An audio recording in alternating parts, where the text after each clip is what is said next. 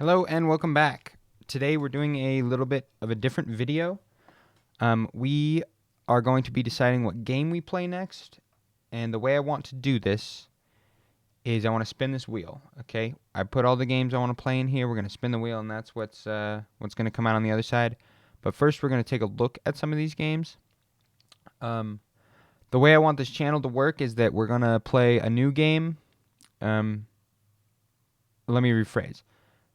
When we do a new Let's Play, we are going to alternate between newer games and games from my backlog, which aren't necessarily old, but aren't necessarily new either. Just games that have come out, I don't know, however long, that I've been meaning to play. Maybe they're already in my Steam library that I haven't finished yet. But first, we're going to start with games that have come out recently in the last year or two that are on my to-play list.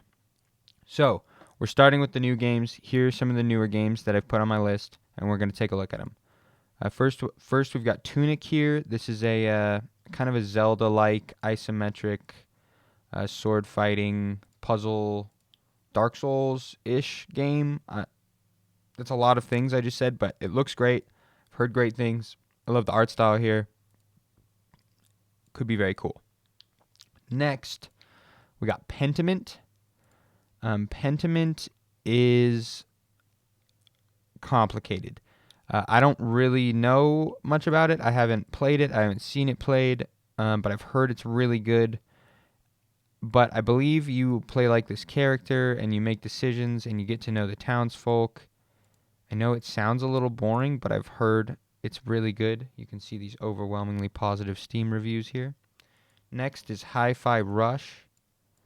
This game just came out, published by Bethesda. It's like a rhythm game, like a rhythm fighting game that just has a lot of style. Looks very cool. Next is Kenna Bridge of Spirits. This is basically Pixar, but a game. It won Best Indie Game in 2021, I think.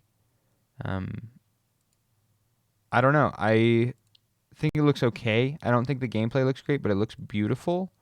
And just because it won Game of the Year, I feel like it deserves a play. So that's that. And then up next, we got Citizen Sleeper. I really don't know a lot about the gameplay of this game. I just know the art style looks really flashy and stylized and looks really cool.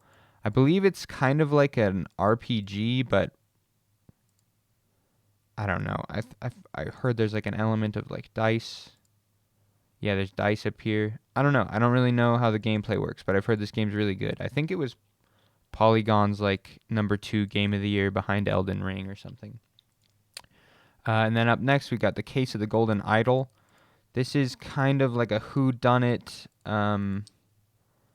murder mystery game, kind of like Return of the Obra Dinn, which is one of my favorite games of all time.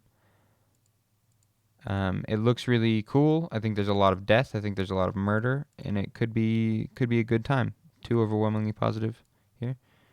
And then we got Signalis. This is like a horror shooter, isometric. I think I've heard it's kind of like a modern take on like old school Resident Evil or old school Silent Hill. I think this game could be really cool as well. And then to finish things off, we've got Neon White, which is like a parkour first-person shooter speedrunner. I've heard it's great. It's super stylish, super flashy, and it looks like a lot of fun. So let's spin this freaking wheel, boys. What do you say? Is it time?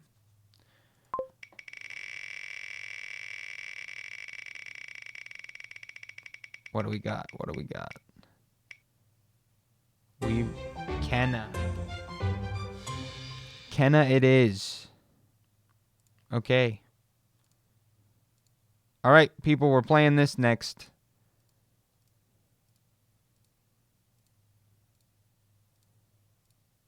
All right, well, I'll see you tomorrow for the first episode of Kenna Bridge of Spirits. Thanks for spinning the wheel.